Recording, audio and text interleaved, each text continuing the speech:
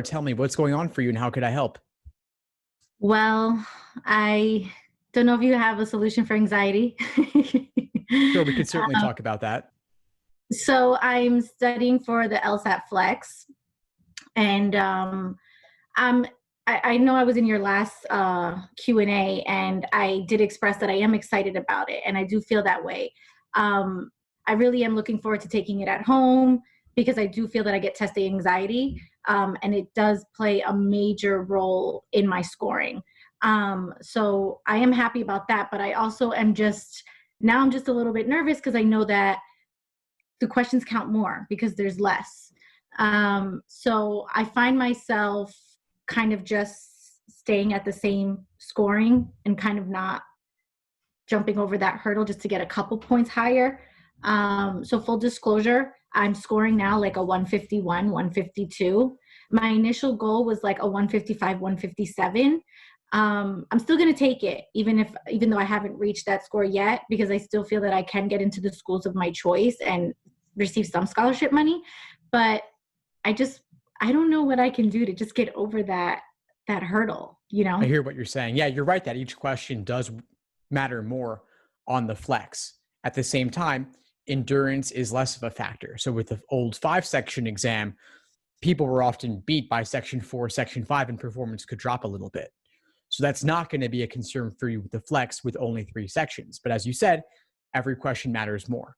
So one thing you could do, and we'll talk tactical and then also more general anxiety, what you could do, but tactical, I would say warm up before you actually start the LSAT Flex that counts. Maybe do a couple of questions right before you load up the LSAT Flex program on ProctorU. So a game, a passage, a few logical reasoning questions, just so that the first questions you're doing on test day aren't the ones that matter. Got it. That's a great idea. Because I do find myself needing the first couple questions sometimes to just get into the groove a little bit, Yeah, exactly. So do those on your own before you hit start.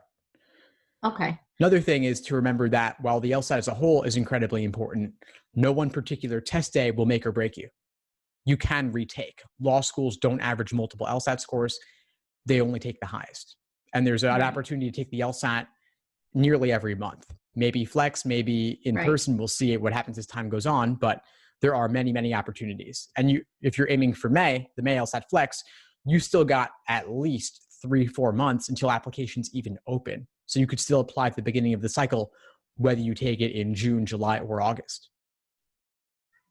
Right. Okay. I guess I also wanted to talk about reading comprehension. That is that's the section that I struggle with the most. So I find myself really good at games. I usually score 18 out of 23 on that section. And I'm pretty good in logical reasoning, but every section of reading comp, I struggle. And I've had my good days where I'll get like 17 right. But then it's always averaging back down to 13 or 14. And I'm trying to get that number up. And I did a practice exam yesterday and I saw something you posted online to go to the global questions first. That made a difference in one passage, I will say. It was so much easier to flow through instead of stopping, checking one section, and then going back to a global question. So I did like that, but I think my issue is just kind of, I guess, remembering everything I read, if that makes sense. I find myself trying to read faster. And again, I've gotten better, but I don't know what I can do to take it to the next level. Yeah, sure. Well, I'm glad the technique with the question approach order helped, because that is a big one. Another thing I would talk about is note-taking. What are you doing in terms of note-taking, if at all?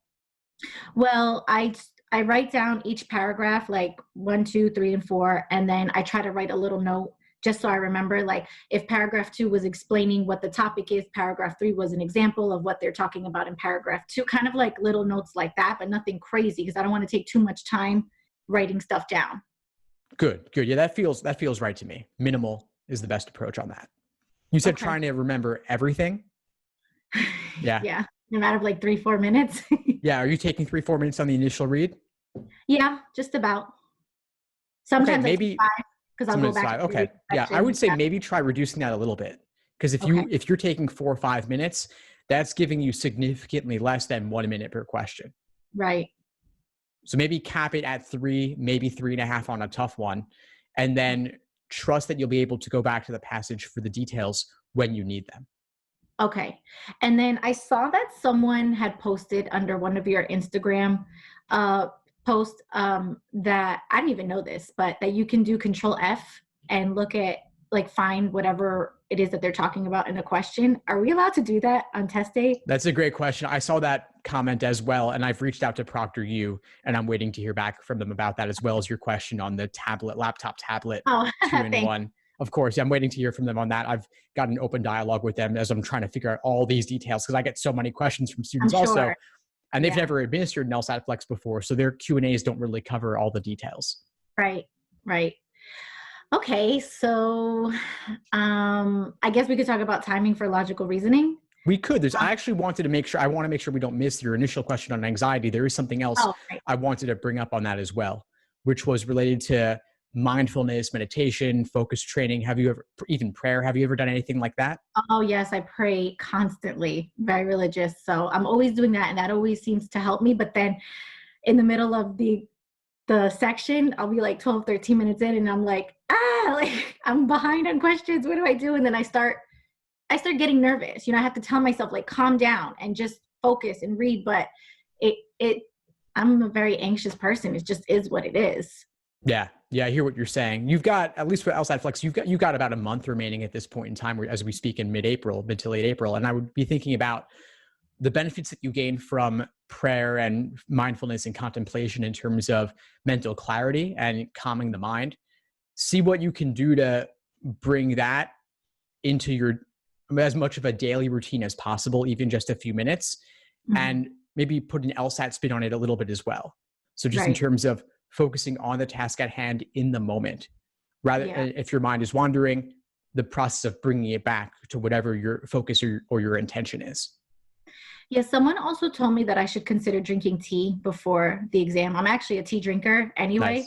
Nice. But I think they said chamomile. I'm not really into chamomile. I like the, like, sweet flavored teas. So I don't know. Do you recommend that? Yeah, chamomile definitely has demonstrated benefits for calming. And so I would try that out, but don't drink a tea you don't like. I think just in general, a hot beverage, assuming it's not insanely caffeinated, could be a good way to calm yourself down. Yeah, I don't even drink caffeine, like, at all. Like, all my teas are decaffeinated. People ask how I operate in the morning. I'm like, I don't know. I think I'm high off of life because I'll drink, like, a hot chocolate or a tea. Nice. No coffee, no soda, nothing like that. So I think, I guess the best thing to do would be then during my practice exams, take tea before, so I get used to it, because I don't want to try anything like just the day of. Exactly. So pick your favorite herbal tea and Mhm. drink that consistently every time that you study or every time that you do a practice test. So you'll have that association to bring something else familiar into the actual test day experience. Okay.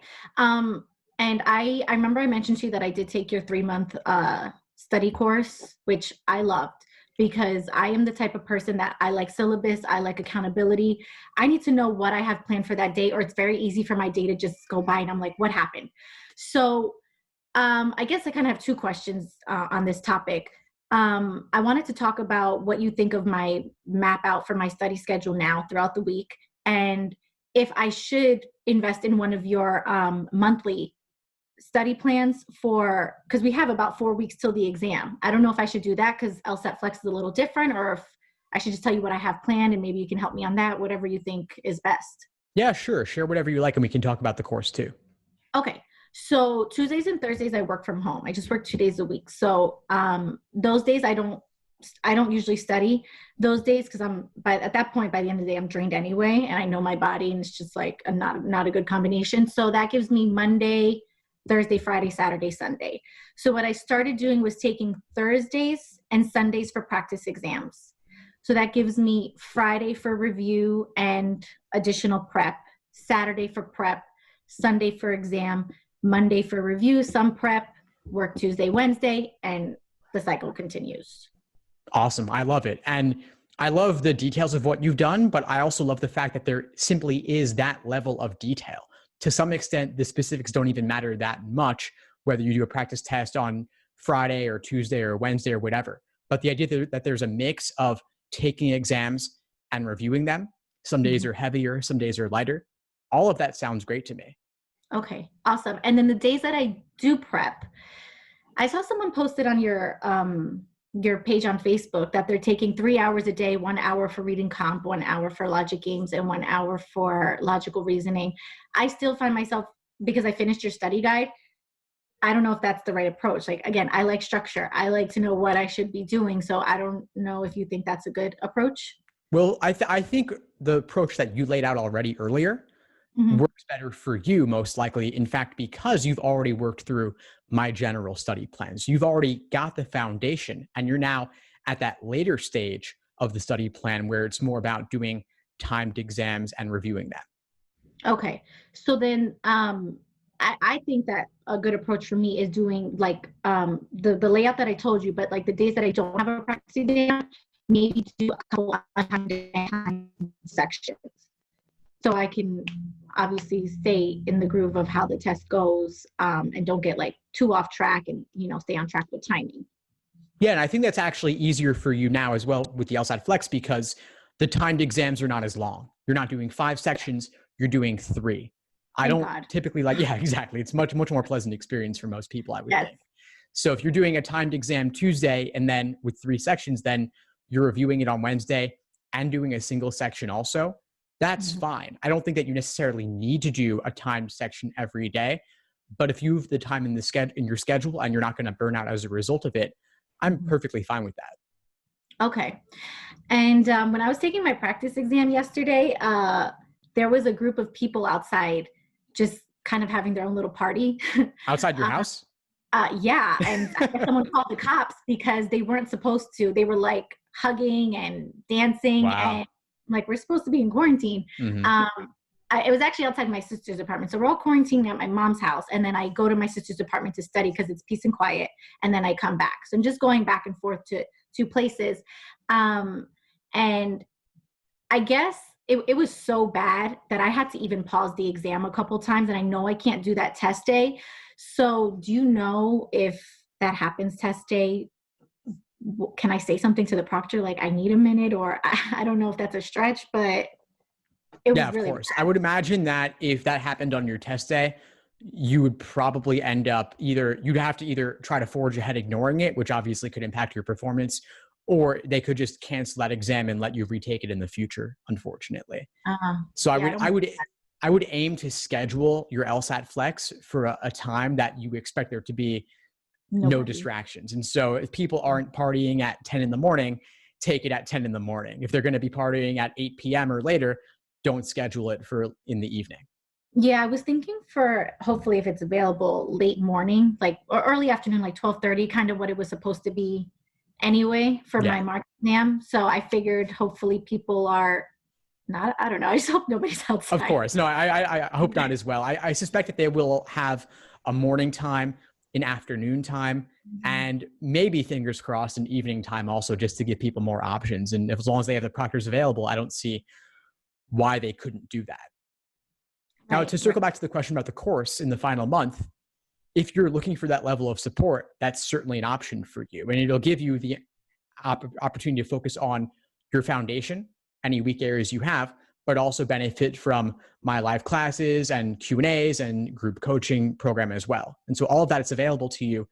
And I've been doing nothing but creating material around the LSAT Flex since it was announced. And so I've added the appropriate updates throughout the course. Obviously, the content of the exam has not changed, just the format in which it's delivered. But just as I updated my course for when it went from paper to digital, I'm also updating it for the LSAT Flex also. And we'll also be co-creating it through the classes and through the group coaching too.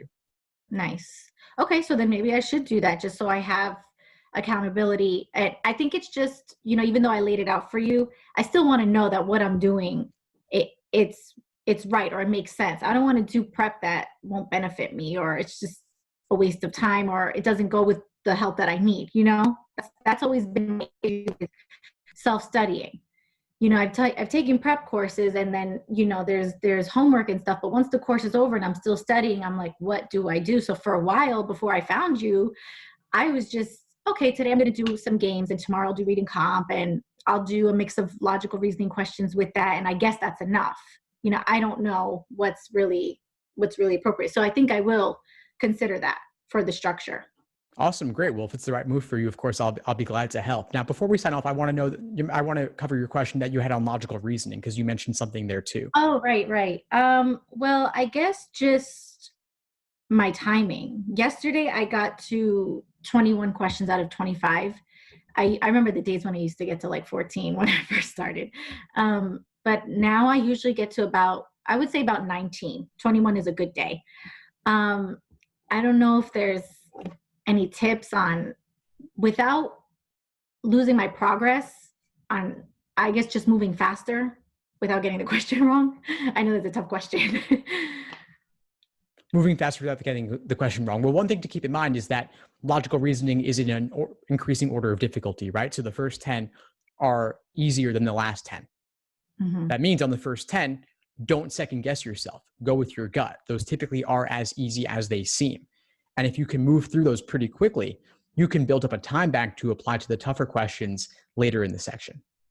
Okay. So you're saying questions 11 all the way to the end are more difficult.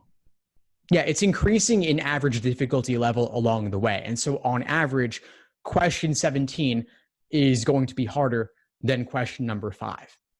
Got it. Overall. Okay. And it's not a perfect order of difficulty, but generally goes that way. There was a prep course that I took a while ago. And unfortunately, I heard bad things about it after I took the class. But one thing they said was go 1 through 10, which I don't do this anymore, but go to questions 1 through 12, then go back from 25 to, I don't know, just work your way backwards, because they're saying the ending questions will be easier. But I just stopped doing it. I don't know why. I didn't feel like it was really doing anything for me. So you don't think that the ending questions are easier? I don't agree with the approach, because for most people, because to go out of order to that extent and to work backwards is contrary to how we typically like to go about things. Right. And I don't think the difference is significant enough to warrant that. I can say, just to be fully accurate in what I think, that the last couple are a little bit easier than 15 through 22. So I would say the order of difficulty goes from 1 to 14, then maybe you'd want to do 23 to 26, then back to 15 to 22. But 23 and 24 could also be difficult. And it gets overly convoluted if you start jumping around to that extent. Right. So I just don't think it's worth it for most people. Okay. Yeah, I felt like this was when it was still paper and pen. It was just flipping and then going back and making sure I didn't miss anything and then bubbling the questions. I wasn't crazy about it. Yeah, no, I hear that. One thing you could consider is, as you work through that toughest band of questions, about 15 through 22, feel free to flag 3 or 4 to skip them and come back to them at the end. That way, at least you are skipping over some of the toughest ones, like principal application, lengthy parallel questions, really technical or philosophical questions that are overly wordy that you just don't want to deal with in the moment. Right, right. Okay. I'm going to try that on my practice exam this week. I'll leave a comment and let you know how it goes. Awesome. Yeah, definitely. Please do. It's been nice to have you on Instagram and in the Facebook community as well. Likewise. Thank you for having me. I really appreciate it. I'm so happy I found your page. Definitely, Laura. Before we sign off, what would you say is the biggest impact you got from our call today? The biggest insight? I think just having someone take the time to hear my concerns. That's always nice. And really taking the time to literally answer every single question. I really do appreciate that. You don't always find that. Of course. Well, I'm glad to help. Keep in touch and let me know if you need anything as you move forward. Thank you so much. Stay safe. Thanks for tuning into the show. Please subscribe if you haven't done so already to be notified of new episodes as I release them. And feel free to reach out if you need anything at all as you move forward with your prep. I'm happy to help however I can. In the meantime, I'll wish you all the best and take care.